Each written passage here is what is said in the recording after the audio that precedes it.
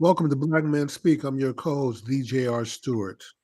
And I'm your co-host, D. Tommy D. Duncan III, otherwise known as TD3. Jimmy, it is Wednesday, January the 31st, 2024. And if it's Wednesday night, It's certainly Black Men Speak. So let's give a shout out to Liquid for providing our theme music. And if you haven't already, please hit that like button, subscribe to our channel, and share the video link with others. If you're watching, invite a friend so you guys will have something interesting to talk to.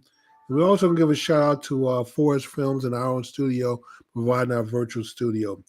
With that being said, Tom, let's do what we do. Let's get into it.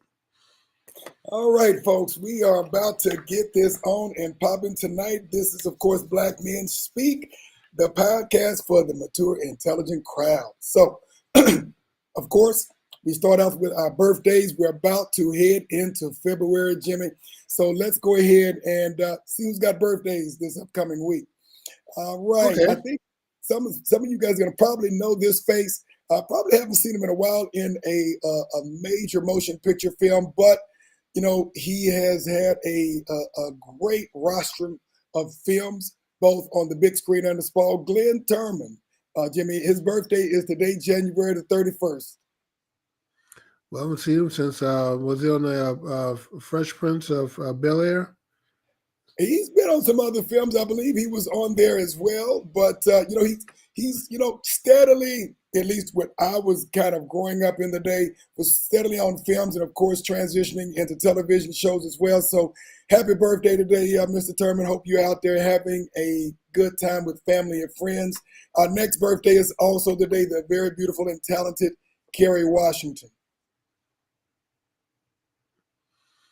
And Yes. Jimmy, if you don't know her, No, I know Kerry Washington. okay, good deal. I, But I just don't like her husband, but well, yeah, I know who she what is. does it have to do with her? I mean, she's still a very talented actress. Still a very Great talented talent. actress.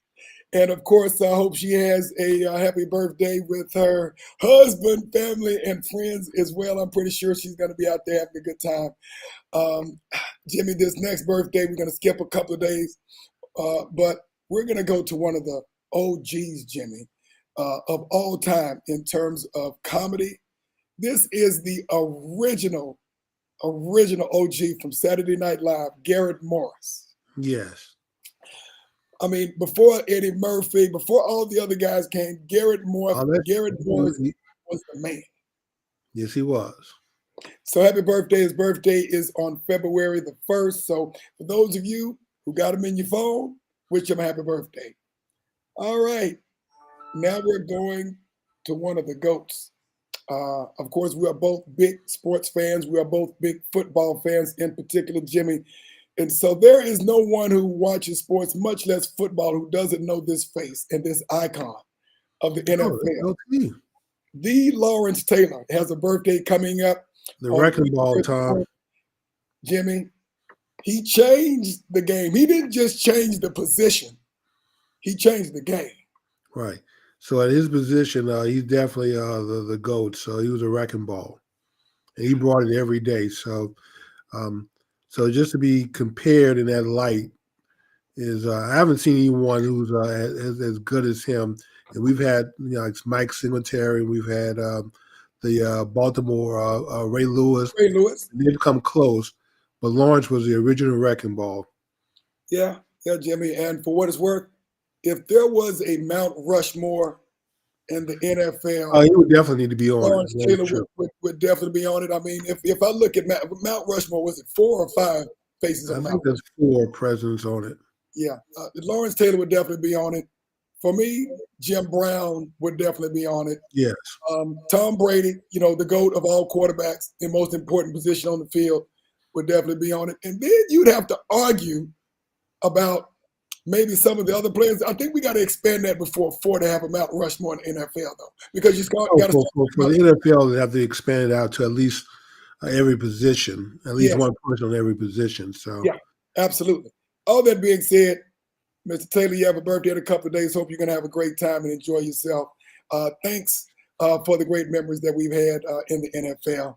And For those who have been in the entertainment cycle for at least a couple of decades, you probably know this face. Probably know this face coming up with a birthday on February the 5th. The one and only Bobby Brown has a birthday coming up on February 5th. Mr. My Prerogative. You know, I remember Bobby and them from the New Edition days, and that image is burnt into my head. So to see him now is like, who is that old geezer? Happy birthday, Bobby. He has been around for a very long time. Very talented. Stayed in the news, but he definitely made an impact on the entertainment industry. And so we wish him a very happy birthday coming up as well. And of course, that is on February 5th. So those are all of our birthdays today. Jimmy, why don't we catch up and see who is on the chat Who's line? on the chat line? All right, Jimmy, we've got that's NNOT Colton. Keith? I'm not exactly sure. He says Keith. But NNOT Colton, thank you for joining us on the chat line. BRITTLERR, Brittler. And of course, Audrey K. Booker, we want to thank you for joining us. One of our great faithfuls who has supported us throughout the years. I want to thank you very much for joining us. And Jimmy, before we get started today, and for those who are listening right now, one thing that you did announce, Jimmy, last week, that we need to make sure that we reinforce early at the beginning of the show is something special we're going to do on today's show, even though we have a couple of stories. We are going to make history. This has been done on radio, but I'm not sure if it's ever been done on a social media talk show like ours. So since we're pioneers, trailblazers, this is what we do. We normally have topics and stories lined up. Tom's our news director, and he does a great job at accumulating these stories. But today we're going to put our show in the hands of our listening audience. You guys get to decide the topic. And if you don't decide the topic, then we'll move on with a regular news story. But if you have anything you want to talk about, discuss, or share, the platform is yours.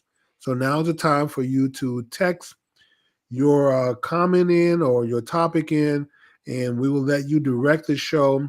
And you can continue to direct the show as long as you have interesting topics to propose. When you run out of stuff to talk about, we'll take over and start our regular news cycle.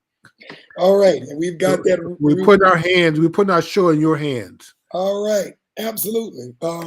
Also, we do have a couple of other folks on the chat line who have joined us. Our good friend and compatriot, the Asar Al-Kabulon of the African Genius podcast, focused on everything Pan-African. So we want to thank him for joining us tonight.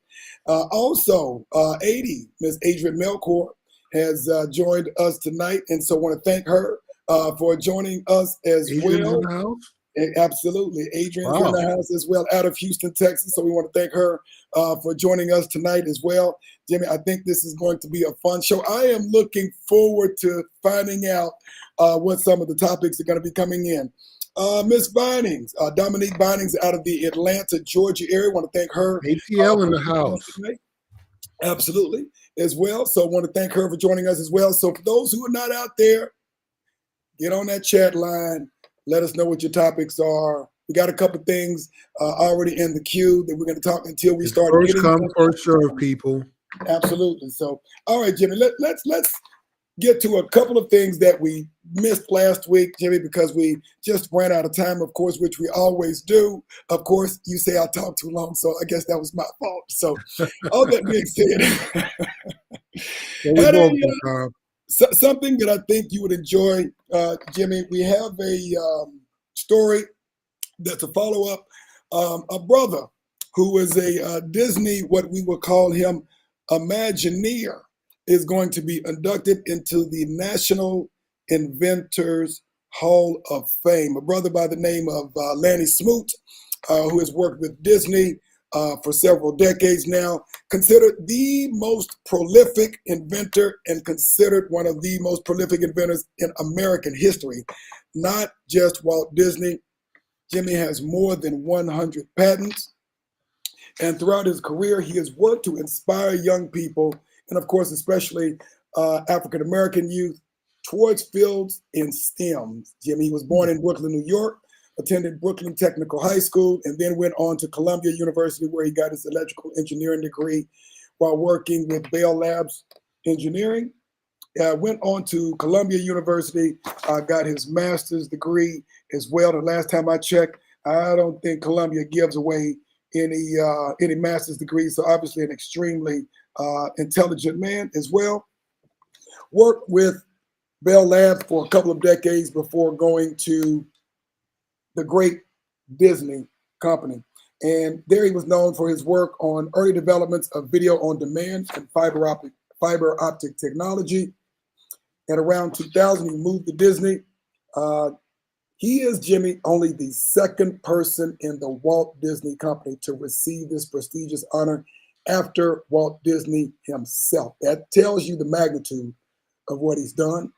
And his accomplishments included the drive system for the Star Wars BB-8 droid. I know you are a big Star Wars fan, Jimmy. The interactive zeotropes for facial animation of objects, eye imaging for superhero masks and helmets, and the lightsabers for the Star Wars Galactic Star Cruiser experience. So, Jimmy, this guy is just off the charts. One of those folks quietly taking care of his business, but folks don't know that this guy is the engineering brilliance behind a lot of the special effects technology that we see on movies, including bringing the Haunted Mansion's Madame Leota floating head in that movie. I didn't watch the Haunted Mansion movie, but I do remember seeing the previews for it. So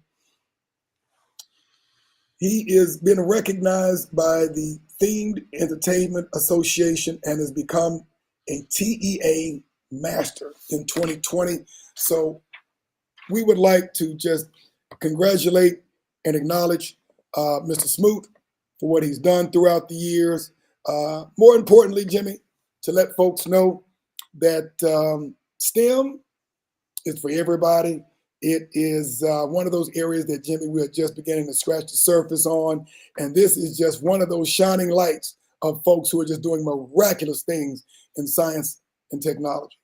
Okay. So let's move forward to our next story. Jimmy, we actually started this, talked about it briefly last year. I mean, not last year, but last week. But kind of ran out of time with all the other stories that we were talking about. We talked about the population growth of African Americans in the United States, and so since 2002 to 2022, the Black population has grown by approximately 11 million during that period of time, or close to about 32%, according to the Pew Research Center. Since that time, and Jimmy, as far as I can remember, we've always been about 13 to 14% of the U.S. population, which I quite frankly think was by design, but that's another story. And they attribute that to a couple of things in terms of the overall growth. First, the rise in the birth rate of Black women between the ages of 15 and 44, increases in interracial marriages, more mixed race people who have chosen to identify as Black, the rise in immigrants from African and Caribbean countries who identify as Black, and then just the overall fertility rate among Black females has grown to 6.1% in 2022. Another key component discovered is that African Americans, very interesting, are the youngest demographic group in America. Almost 12% are age 65 or older, Jimmy, but 30% of African Americans are under the age of 20 years old. By the time we die much sooner than other people, we don't live as long. So especially Black men. So we have the lowest life expectancy of any group that's measured. So it doesn't surprise me that a great deal of our population is young kids. Very true. As I was doing some research on this, Jimmy, and one thing that I found that was very interesting, it was a chart associated with this study, and I'm going to apologize in advance because this might be a little bit blurry, and I'm going to try to see if I can do this. It's kind of hard to see here. It's kind of an eyesore, but there are some things that are very significant on here. And I'll read this out for you. And these are 2022 statistics. It's 2024. So it may be off a little bit.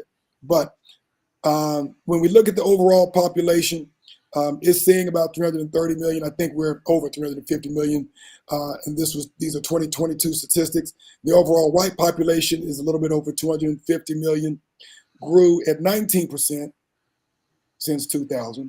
The Latin American population, 63 million, probably over 65 million by now, has grown 80%, Jimmy. African American population has grown 31 plus, close to 32%, 45 million. I've seen some other studies that have shown we're at about 50 million, Jimmy, as of 2022.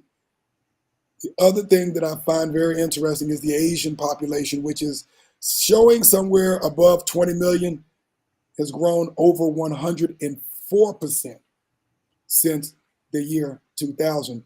And, you know, if we look at this, Jimmy, the interesting thing that I find out about this is that the Black population has been steady at about 13 to 14% for several generations now. I think part of this has to do to what you pointed out, which is the death rate of African Americans due to several causes. And then you also look at immigration policy. As we've talked about before, some folks say we should get folks from Norway over here, but if the Haitians try to get over here, or the Africans who tried to go through Central America, through Mexico, try to get here, we stop them at the pass, so they just end up disappearing. But it doesn't help that 80% of your abortion clinics are in the Black neighborhoods. So I think that we're probably at about 18 to 20 million babies that have been aborted since Roe v. Wade. So in the next generation or two, that thing may change. We'll see. But the one thing that I did see that was very interesting, the Asian population, which is a little bit under half of the Black population, is growing over 100% in the last 20 years. And but they're also the most successful educationally and the most successful financially. Economically, which we discussed. Exactly. So it goes to show what can be done when you focus on the right things, when you're not burning down buildings in your neighborhood, tearing up things, and focus on thug life and gang life and which is a minority of the population, because you can't. It may be a minority of the population, but Jimmy, that the majority of the population is focused on thug life and gang life. Tom. Yes, Jimmy. Okay. You cannot statistically identify the majority of African Americans. You have to hear the whole sentence on thug life and gang life.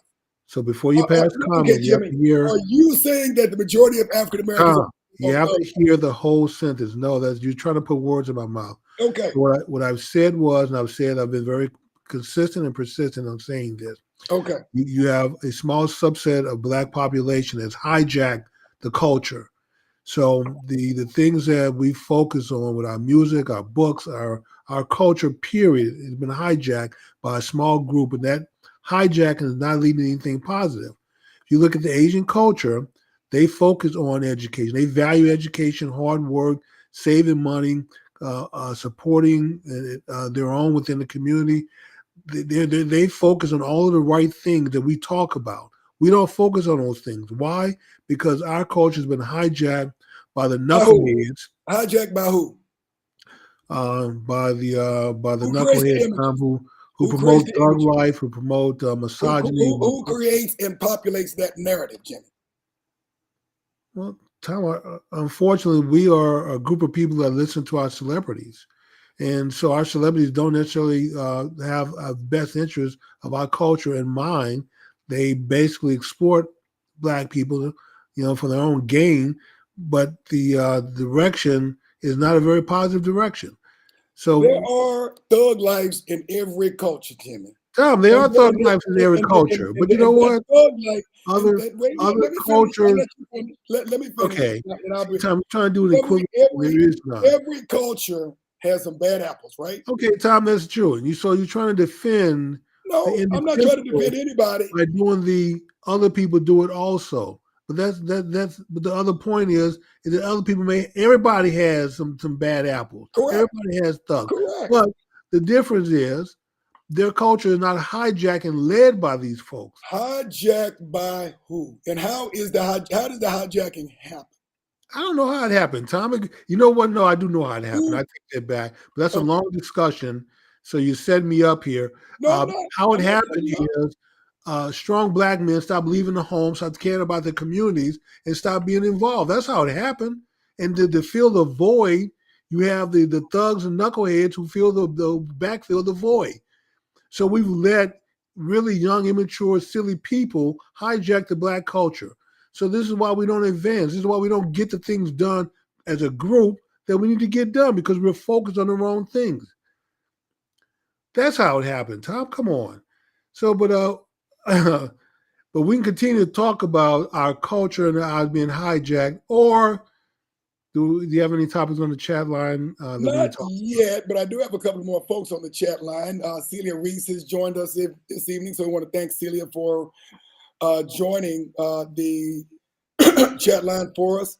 And Ed Gray, the commish of the Oh, Commish the Radio commission. Show, is Okay. joining us as well. So we want to thank the commish for joining us. We want to thank Celia Reese for joining us as well. And again, because some of us have joined a little bit late, we do want to reinforce that this is an open topic night on Black Men Speak.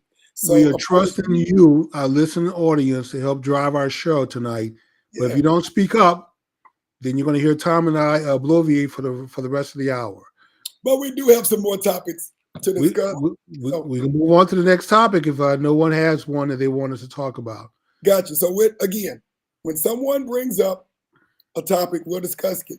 What we don't want you to do is wait until 5 minutes until the end of the show to bring up the topic. Yeah, it'll be a little too late then. Yeah, once we get to sports, it's all over with people. So we're warning you. Yeah, because that sports is coming up tonight, Jimmy, because we got to talk a little bit about not just the conference finals and our expert analysis, but we also got to, and we'll really kind of reserve most of the conversation on Super Bowl the next week. We're going to talk briefly about the Super Bowl, but not before we talk about the conference finals, because we've got to talk about what happened this past Sunday. But we will do. All that What's being our next said, story, Tom? There's nothing posted. What's our next story? All right, Jimmy. Next story, we've got very interesting story, Jimmy. Saw an interesting article last week.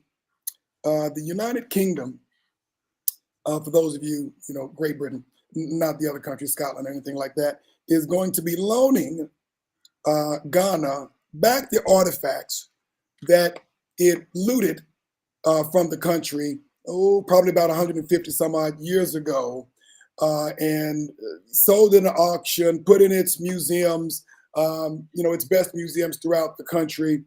And I found it pretty interesting because of the word loan. And there are, in essence, laws that the country have against permanently bestowing these items back to the country of Ghana. Otherwise, it's against the law currently.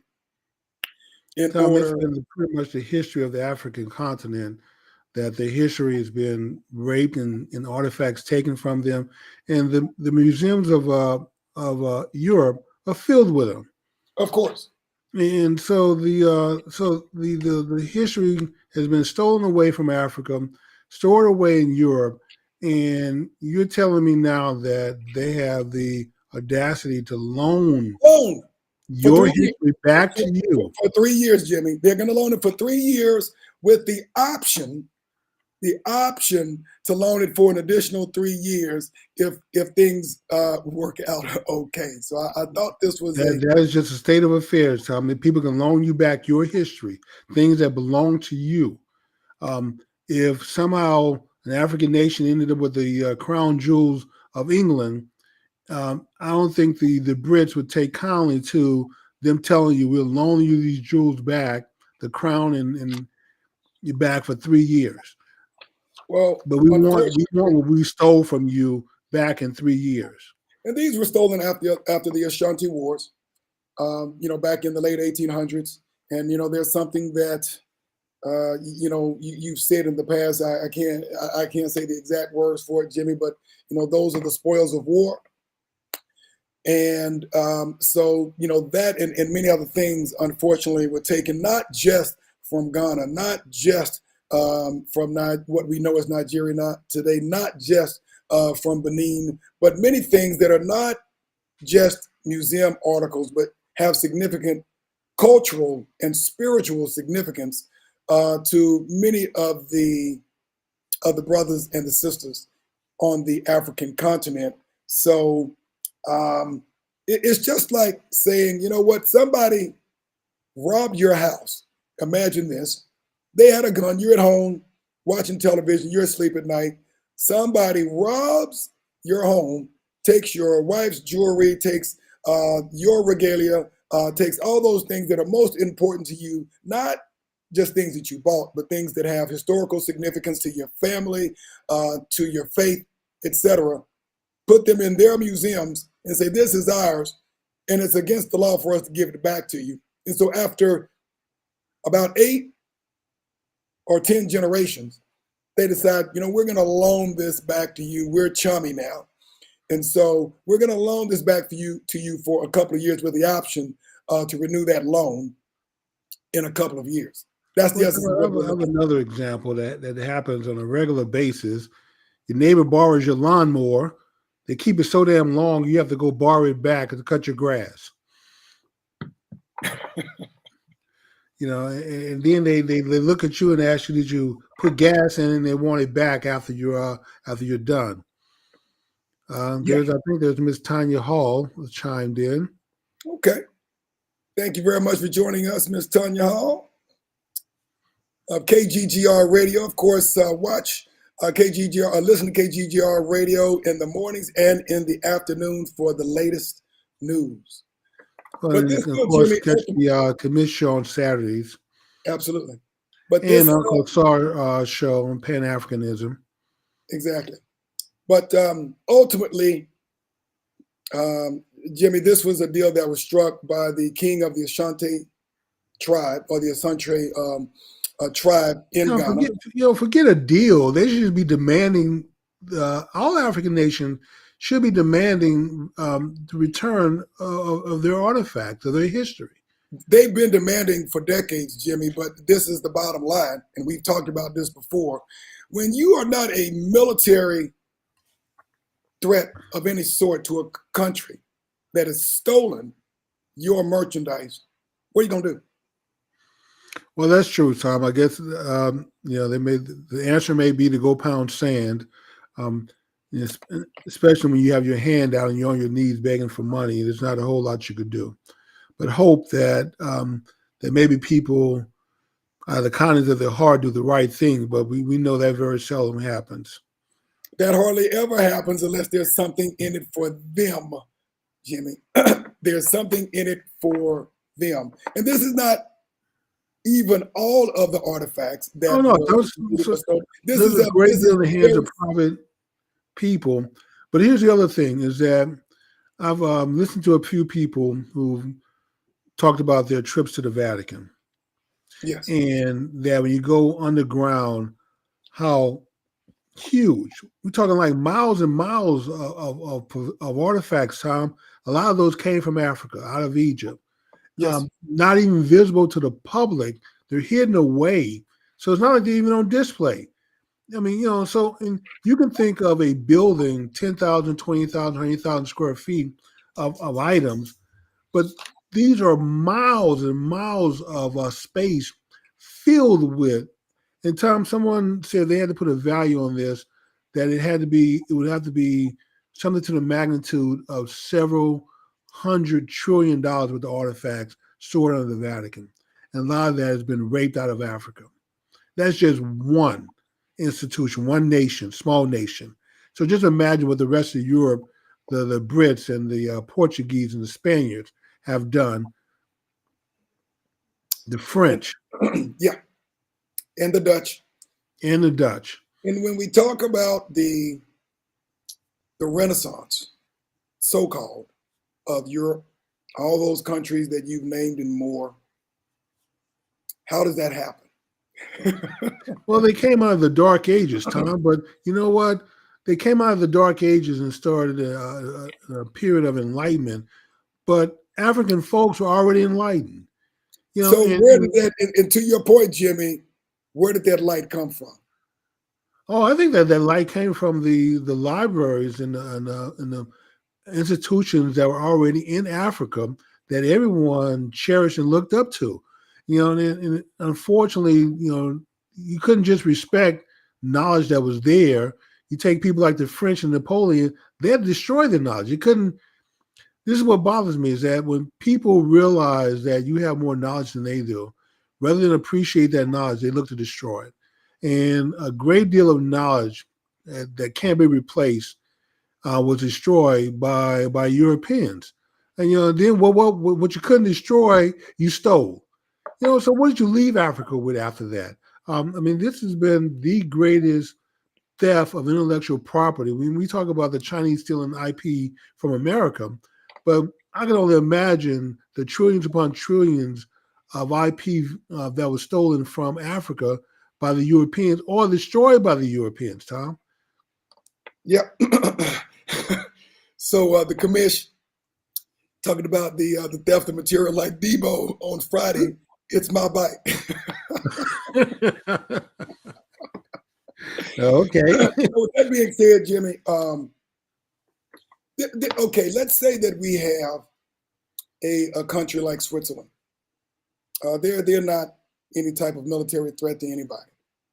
But let's say that, for lack of a better term, the Nigerians took their military forces, like, you know what, we're going to take, you got something that you want, and we're going to take it. That's just not going to happen, because even though Switzerland may not be a significant military threat, their friends are. Yes. And so, all that being said, there is a reason why the continent of Africa has been sliced and diced into 54 countries, because divide and conquer has been the most effective tool to neutralize and minimize the economic, military, and political power of the African continent. And again, the Europeans had superior weaponry, they had superior firepower. Prior to that, of course, the Asians for thousands of years had prolific weaponry and firepower. Matter of fact, I think that some historians say that, of course, the Asians were really the first to really craft firepower in a way that could be used in weapons of war. All that being said, and not getting too much off the track, the things that have happened in Africa have happened in America, have happened in other countries as well. But I don't really see anybody else speaking up about this. And so, if anyone, God forbid, had stolen anything from any of these other countries, not African, we'd be in the United Nations right now having a very serious conversation. All that being said, this is something that people need to be aware of. This is something that people need to raise their voice about. And, you know, if it happens to one, it happens to all. And so we need to make sure that we're aware of these things. And Jimmy, at the end of the day, it might be someone else, Jimmy, but it's not too far before those chickens come roosting at your own home. Well, Tom, this has been a continuation of the same story that doesn't end. The destruction of God's original people, Black people. We know that Homo sapiens originated out of East Africa, and somehow out of 21 different human species that have evolved on this planet, we're the only ones that survived and populated the world. And since then, it seemed like it's been an ongoing effort to subjugate Black people around the world. No matter the darker you are, the more you have to be defeated and destroyed. And that effort has been ongoing for 100,000 years and continues to go on today. So I think what the rest of the world sees is they cherish our dynamic ability today. They cherish our spirit. They cherish our specialness, our history, but they also fear, Thomas, that if we ever came together and got our heads right in the right place, that we would dominate the world, which has always been the covenant between God's original people, um, and God's original and the original people and God was that you would give dominion over the world. And since then, it seemed like the rest of the world has been hell bent on making sure that doesn't happen, and we just fall right into their hands. And unfortunately, Africa is caught in that crossfire. And this is not something that from thousands of years ago. This continues to go on today. Africa is the least developed, next to Antarctica. Africa is the least developed continent in the world. And for 1.5 billion people, that is sad that they're not more developed than what they are. And like I said, I continue to point out, if you really want to see this in a visual form, go out to the NASA website, look at the video feed from the space station, ISS, as it passes across Africa. As it goes through the rest of the world, you can tell how developed a nation is by their ability to light their cities at night. Look at the entire continent of Africa, and you see a spot here and a spot there. But when you go over Asia, you go over Europe, you go over North America, and even Central and South America are lit up more than Africa is. This is it's very sad, Tom. And then they pay African nations not to generate power on this nonsense about greenness. You cannot develop and evolve into any kind of power without power. Without electricity, without generation, you can't develop. And but the world is hell bent on keeping Africa into I call a fifth and a Correct. sixth grade nation and divide it. Give you all the military, give you all the guns and ammo that you want to fight each other. We'll take all the gold and natural resources to pay for it, and then we'll sell you back the refined process, a product at market rate, and keep you broke and keep you on your knees and keep you subjugated to us. Agreed, Jimmy. And this is all about design. All There, design, Tom. there would be no other country, Jimmy, outside of Africa that anyone would allow this to happen to. If you consider the amount of resource, and we've talked about this before, that has been poured into the Middle East, into the country of Israel alone, as they're fighting. Well, I won't call it a fight. It ain't much of a fight against Hamas in Gaza. If we look at just the money that they have poured into that in terms of financial support and weapons alone, the impact that that would make throughout the continent of Africa. But we don't But do the math on it. we pledge about $6 billion now to How much? Israel You every said year. 6 billion? 6 billion 6 billion. in support, and they're trying to push through a bill now where they want another 60 billion for Ukraine, another 20-30 billion for Israel, but yet the $52 billion pledge that we made to Africa over 10 years, Tom, they haven't seen 54 cents of it yet. But we could send our vice president over there to tell them they need to embrace homosexuality. But you don't go over there with a check or any money to help out. I don't So, know if anybody else is, Jimmy. well, that's true, Tom. I mean, Anybody else you have is. the I Russians would and say, the I would say Chinese. first in line. Well, I can't say that there is a first. First in line should probably be Portugal and Spain, but they probably, at this point, Jimmy, don't have the type of economy to commit that type of money. But it started with Portugal and Spain, and then you look at the French, the Spaniards, then of course the Britons, and then of course the United States that have raped, pillaged, and plundered on the African continent. So, Tom, 54, $52 billion is a lot of money. I'm not going to say it's not, but it's something that if we can give Ukraine 60 billion, give the Israel 20 or 30 billion, certainly, Tom, we can scrape up 54. And since we pledged this, it's not like they asked us for it. We went over there and told them that we're going to do this, and then we haven't delivered on 1 cent of it. Whereas the Russians and the Chinese are exploiting Africa also because the aid they give comes with so many strings attached. You have to sell your children, your grandchildren, your great grandchildren to them for generations, in order to get a railway or to get a highway built or to get any kind of money out of them. So the exploitation of Africa continues to happen by the powers. It's just shifted from west to east, but the raping still happens. It's just by a different colored person. Yeah, it is unfortunate, Jimmy, and we're talking about global geopolitics. These are the things that most people aren't thinking about or unaware of. But as much as it happens on the African continent, it happens in the United States. We've talked about this several times. It has happened in Haiti. The French and the United States continue to do their best to keep the country of Haiti politicized when they have a head of state who we've talked about, who was murdered a couple of years ago, who begins to speak in unifying his country. He ends up Well, dead. Tom Haiti committed the ultimate sin. Um, Lucifer sinned against God, and for that, God could never forgive Satan for that.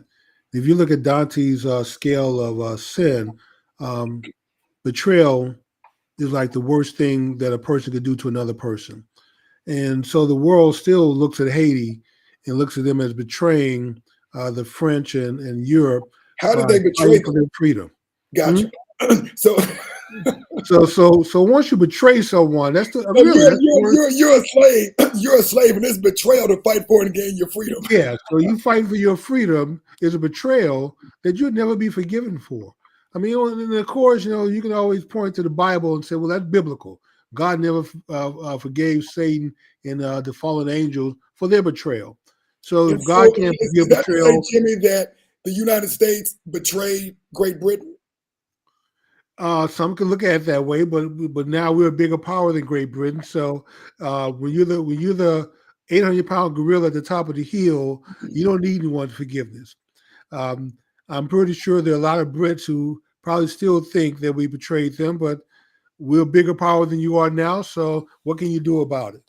The United We've States is already the bully. settled that The on the United States is battlefield. the bully on the block. What are you going to do about Right. So, it? we've already settled that argument with you guys.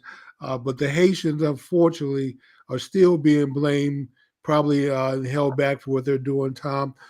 If Perpetually. if this was happening on any other country, I mean, even a country, I mean, I don't care what, you just pick one around the world. There will be some European, NATO, UN intervention to deal with it. But if it's Haiti, you let it fall apart. And that's where, Jimmy, we have to understand that we are our brother's keeper, because as easily as it can happen to Haiti, as easy as it can happen to Ghana, as easy as it can happen to any Caribbean country, it happens to us as well. And But so, Tommy, you say that we're our brother's keeper, and I wish that was more the case when it came to Haiti, when it came to Africa, that we would or to use Brazil, our voices to fight for better schools and to fight for fair treatment for Black countries around the world, especially when we have billions of dollars that we're going to give away anyway. So why not divert some of that money to people who need it? $4 billion or $6 billion in annual subsidies to Israel.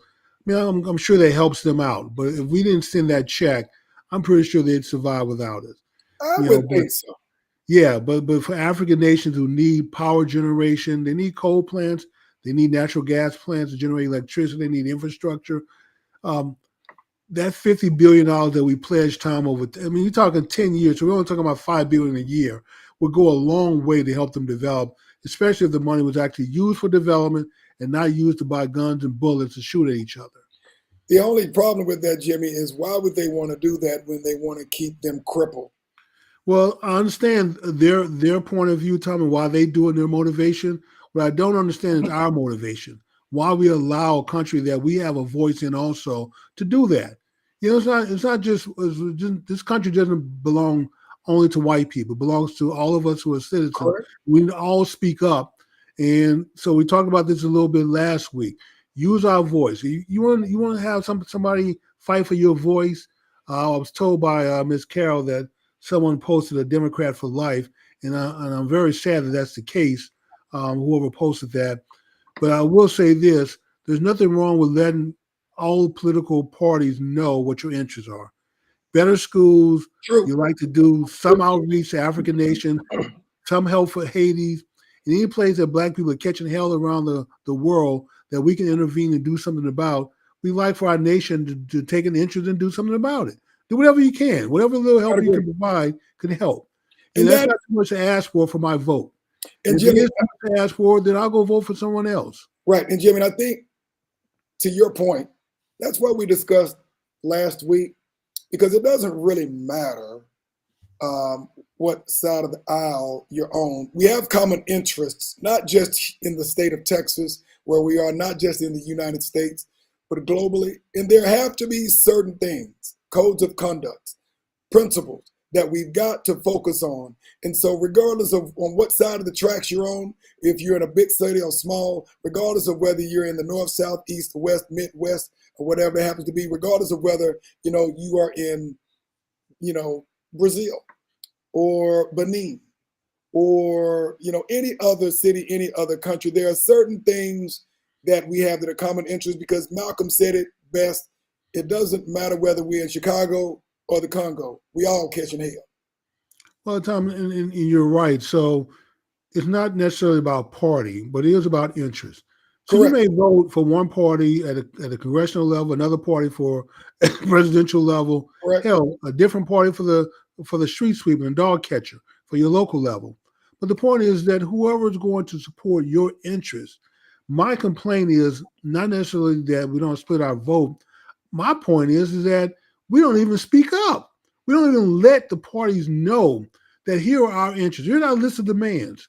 I was just watching the news the other night. Well, I think either earlier today or yesterday, and the wife was pointing out how the Biden and Trump are courting the UAW and the auto United workers Auto union, Workers. United Auto and, Workers. and that the UAW workers union took a meeting with Trump, even though they're not big Republicans. But they took a meeting with Trump to use that as leverage against Biden. That they're going to now go back to Biden and say, okay, what do you want to give us? Because if you don't, talk to us or meet our demands, then we may just go ahead and endorse Trump. That's the kind of leverage I'm talking about, Tom. Black people should be doing the exact same thing. I'm not going to just give you my vote anymore. Here's what I want. Here's my list of demands: better schools, jobs in my economy. I don't have to travel across the metroplex to work. Be nice if I can work in my own community. Uh, better enforcement, better streets. But whatever your demands are, put a list together and hand it to someone before you give them a vote. You are not obligated to vote for any party. They don't own your vote. So we need to get away from, well, as a Black person, we have to vote Democrat. No, we don't have to vote Democrat. What we have to do is give our list of demands to whoever's going to work towards making that happen. And whoever's willing to do that with efficiency and competency, it's a person that we're going to vote for. And if you don't do it, then guess what? You don't get our vote in the future. We have to be just as demanding, Tom. And Africa should be one of the things on that list. It doesn't have to be high on the list, but it should be on that list. I would agree. At the very least, this government should honor its pledge. So I'm going to keep talking about them reneging on the $52 billion they promised until they start coughing over some money. They will forever be on my shit list until they honor their pledge. If you weren't serious about giving the money to them, you should have never brought it up. You should have never pledged it.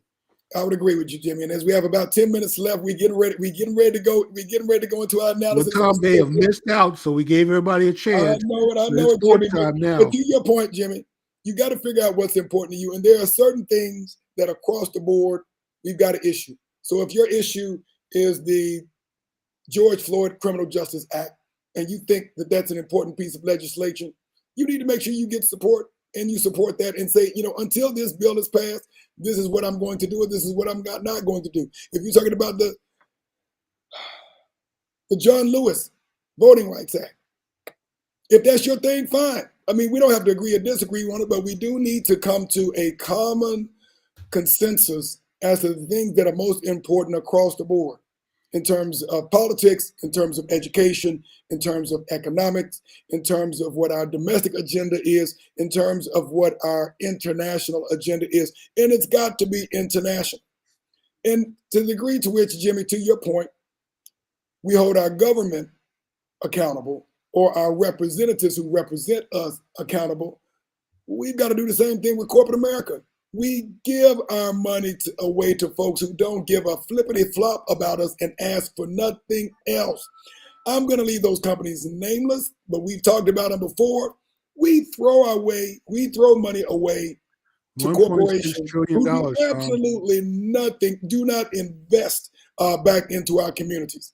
Right. At the end of the day, Jimmy, that is lunacy. But before we get into that, because we got about 10 minutes That's left. a different story. Yeah, Let's Jimmy. go into sports. Yeah, Jimmy. So I think I want to Who's say our pick last that week? I got one half right. This is what we saw this past weekend, Jimmy. We had the AFC and the NFC conference finals. Of course, we had the Kansas City Chiefs going up against the Baltimore Ravens. Of course, Patrick Mahomes, or what some folks call Patrick Mahomeboy, against Lamar Jackson and the Baltimore Ravens. Of course, we had Brock Purdy and the San Francisco 49ers going up I think against. I may have got them both wrong, Tom. Jimmy, I got it kind of like wrong and a half because I was expecting the Baltimore Ravens to take out the Kansas City Chiefs. It isn't because I don't like Kansas City, because I do like Ed Reed. When I look at what he's done over the last two generations in football, what he did with the Philadelphia Eagles, what he did, or what he has done with the Kansas City Chiefs, my hat's off. I was looking at their regular season and just wasn't expecting them to come out the way that they did. My other call was with San Francisco and the Detroit Lions. I said, if Deebo Samuels is in the game, I'm picking San Francisco. He was in the game, and they ended up winning, but it wasn't because of Deebo Samuels specifically, but he did make a significant contribution to the game. Well, Tom, I think Detroit outplayed the 49ers. They did make a few key mistakes. The missed field goal, one. Two other field goal attempts that they made. If they score on either one of those, they win the game. They win for it on fourth down, though, Jimmy. They make that field goal that they missed, the game is tied. If they take the points instead of going for it on fourth down, they may have tied the game. So, but you know what? I don't fault them for the fourth down call because they've been doing it all season long. So they play within themselves. But Tom, they don't have anything else to play for. They've been in one playoff game since 1959, and this is the biggest, the best opportunity they've had to make it to the Super Bowl in recent history. And so they played all out. They didn't leave anything behind. They took chances.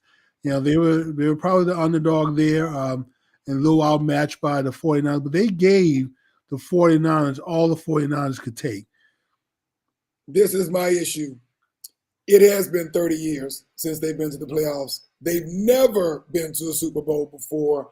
And you know what? You can't help but love, what the Detroit Lions, Dan Campbell, and what he's done. He's been very aggressive all year. All year. And his thesis is that we're being very aggressive. We're going for it on fourth ground. They've got a great defense. Typically, they've been known for their offense. We remember the days for your younger folks of Megatron, for our younger days of Barry Sanders. They've always had a prolific. And they stuck to their games. Huh? They were running. This is the challenge, though, Jimmy. What's the They challenge? were up 17 points at halftime. They were. Up 17 points. And they decided to get cute. And when I say get cute, what happened to the run game in the second half? They stopped. I know, Tom. They only had 6 carries in the second half. They stopped running the ball, and that is the Lions' game. And well, Tom, here's all I can think of: 6 carries in the second half. I'm thinking at halftime they figured that the 49ers were going to come out and be focused on stopping the run. And so you're right. They tried to get cute and outsmart the 49ers by getting away from the running game and go to the passing game. But if that's who you are, if that is your DNA, that's not just your DNA, isn't it? Right. It is. They should have stuck to it. I agree with it. And so things didn't quite work out. And that sometimes you can get too cute, and you're right. That was one of them where they probably should have just stuck to their game plan. Should have stuck to what they do well, which is run the ball. And Jimmy, this is the other thing. I know that they went for it for fourth down during the regular season more than any other more team. Than probably any other team in the league. This is the thing, though, Jimmy. This is football. This is not basketball. This is football. You don't play 3 out of 5. You don't play 5 out of 7. Right. Either you win, do or die, or you go home. You right. play to win, which means sometimes you got to take the points. Well, sometimes Tom, that's a safe route. But here's a team, Tom. And in this They game, didn't want to play safe. They were already playing safe to some degree, but how were they playing it safe? I think by getting away from their running game, they were starting to play. They were behind when the 49ers started Who was making a behind? move. No, the 49ers did not even tie the game until the late part of the fourth quarter. That's what I'm saying. They were in the second half. Detroit was playing as if they were behind, and they had to pass the ball, which they didn't.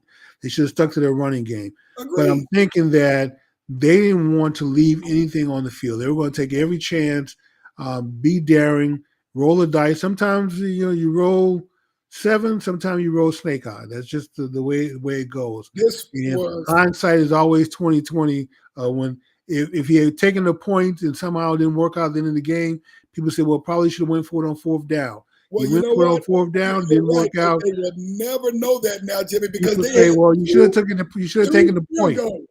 Two field goals, Jimmy. And this is the other thing that you have to consider. They had one field goal in the third quarter that they didn't take for fourth down. They had one field goal that they didn't take later in the game. At a bare minimum, the game would have been tied. This is the reason this is important, in my opinion. San Francisco has to play a different game if they're losing by 20 or 23.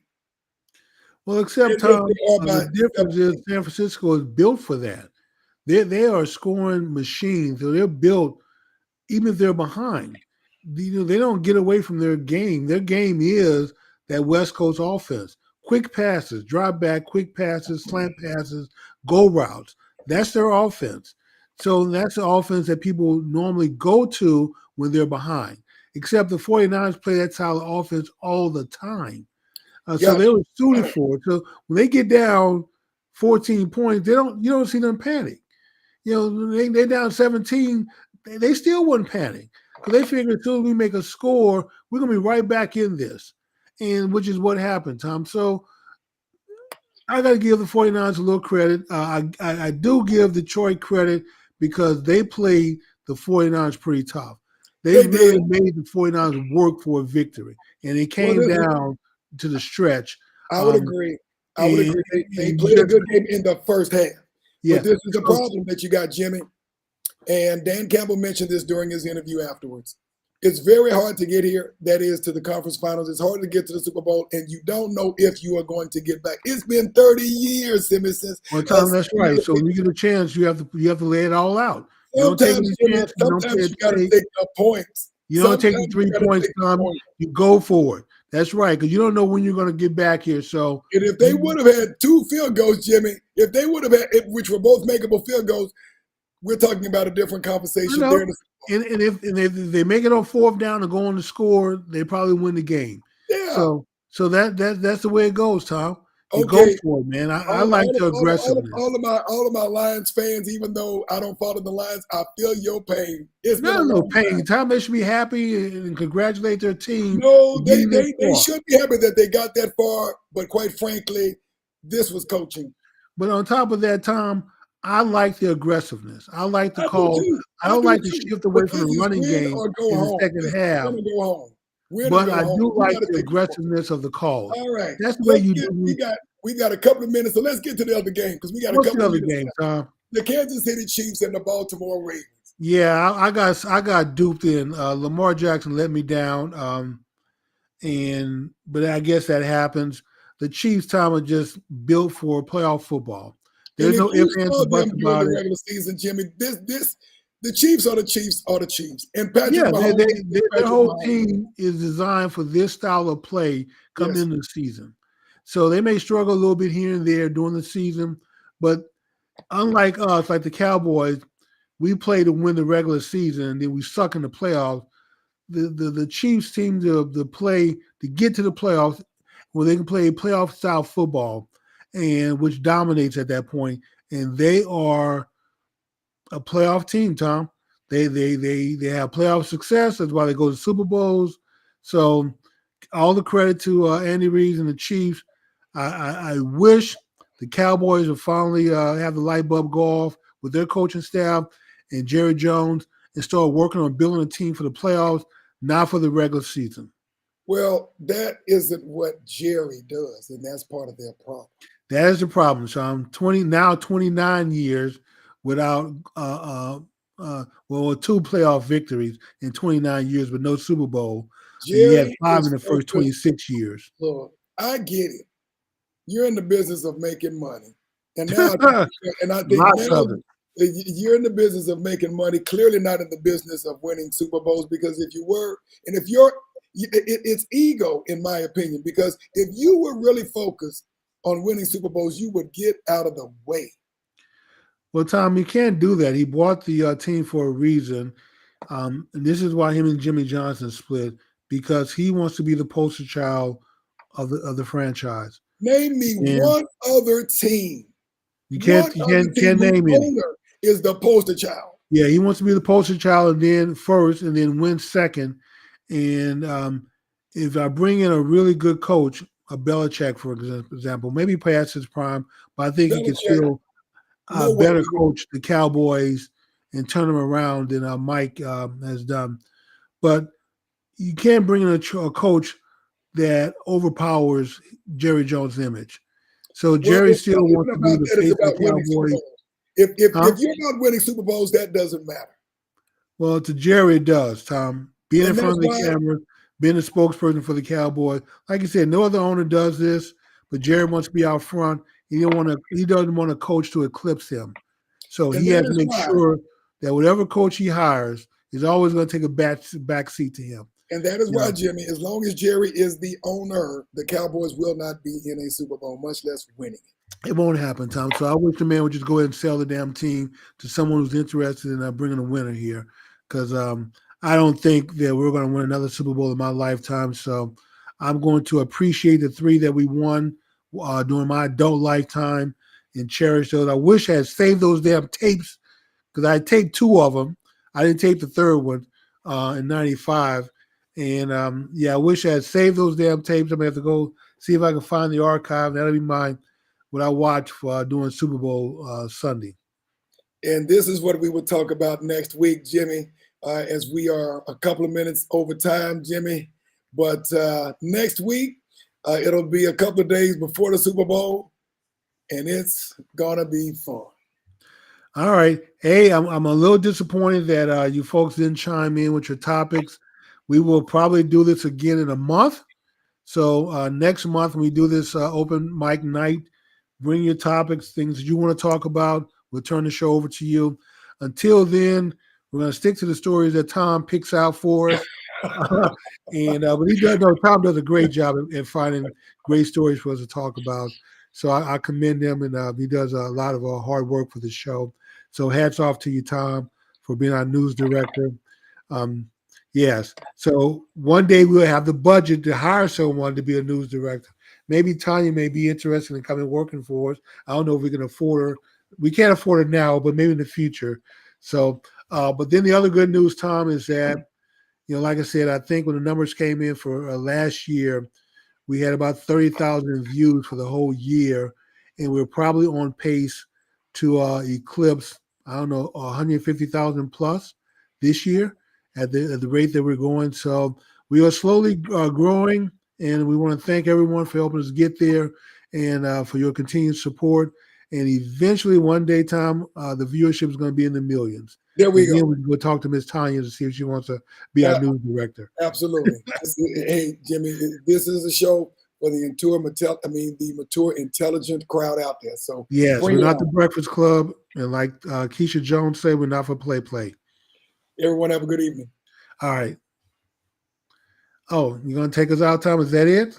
Are we closing now? That's it. Yeah, Oh, okay. that'll be it. Yeah, we over time anyway by a few minutes, but